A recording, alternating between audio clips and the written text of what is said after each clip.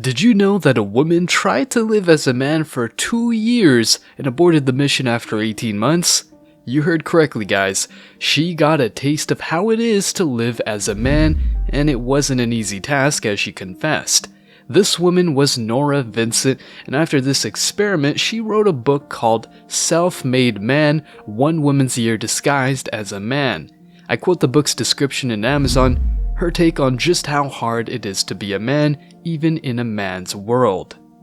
This is nothing but a small fragment of the description, so I'll go over it in a second. In this world where cowardice and falsehood reign over the masses, some people have the audacity to trade shows with the victims of false allegations. Stay tuned because I'll explain to you briefly what her experience looked like. For now, I'll only say she got acquainted with lots of hardships. You do not want to miss on these insights.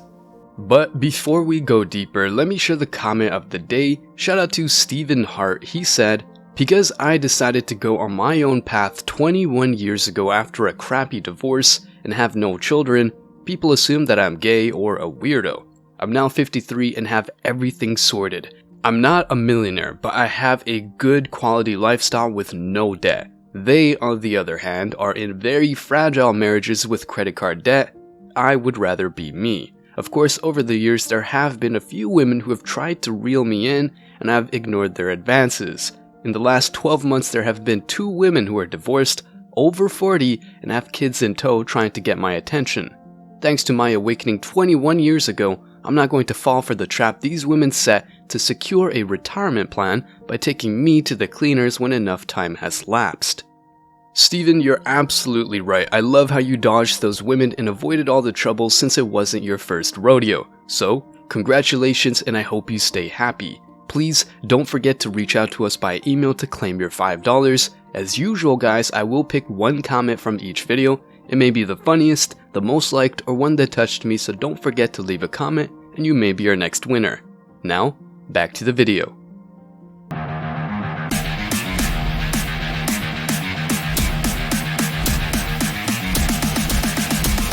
Embrace your masculinity.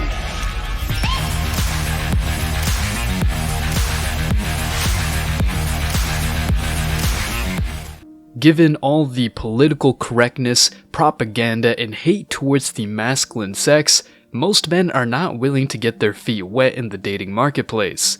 The cons simply outnumber the pros. Why would you want to date a modern-day woman if the chances of finding a good woman are very low? What about false allegations? Let me go even further. Why would you go through all the shit testing process when you can invest your time in more valuable activities such as going to the gym and learning high income skills, among others?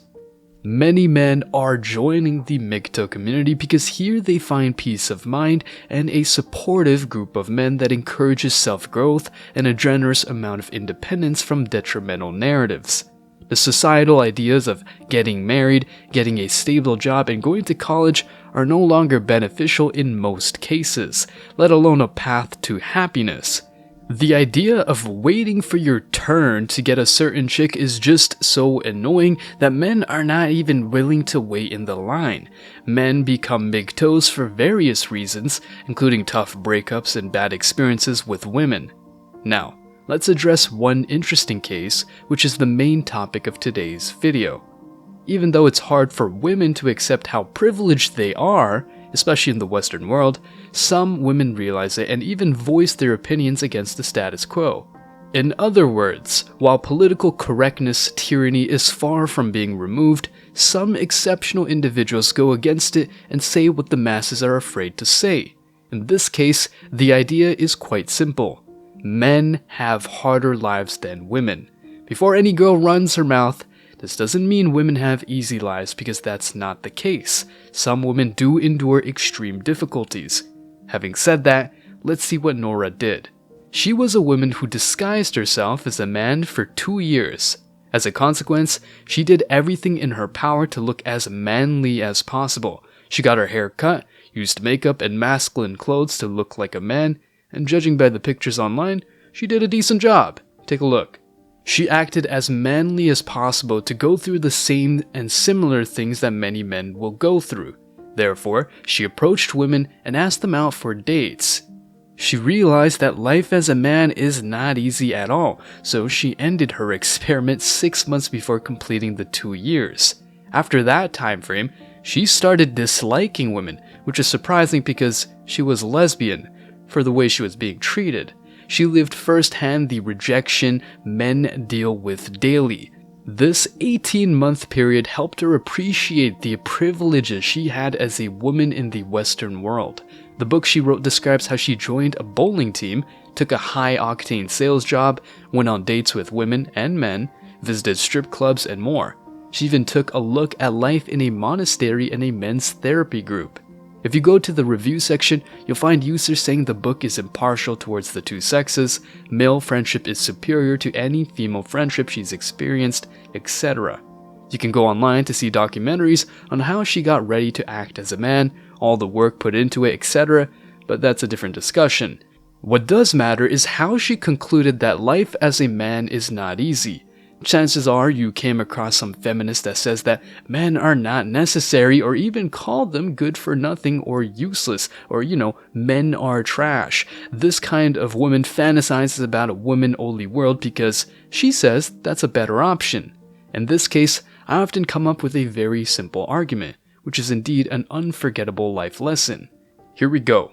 I told her that another female friend of mine thought that way too, and so her father told her to go to work with him in the summer. This guy was a construction worker, and after 3 days, she couldn't bear the workload. As a consequence, her idealistic views of a women-only world evaporated in just a few days. She simply didn't want to keep on working there, so she talked to her father about it. He responded that she would need to stay there for a week.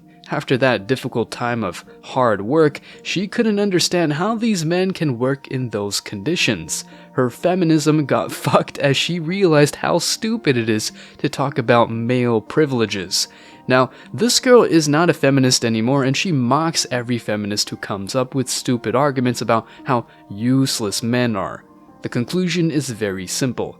These idealistic women haven't ever experienced a masculine job like construction, so instead of making assumptions, they should just do that job for some time and then talk to see if they feel the same way. Look, I'm only referring to the jobs that women hate but are necessary to society. Had there been no men, we wouldn't have buildings, trains, and planes. What men go through in the dating game is also very hard, but let us wrap up the video here. The moral of the story is that a woman finally realized that the masculine life is not easy, and it is indeed a good gesture of communicating the unfair treatment men get in today's world. Since it is hard to get beautiful women to understand this simple yet obvious idea, MGTOW is growing steadily and helping men become better. For now, that's all for today. I wish you tremendous success.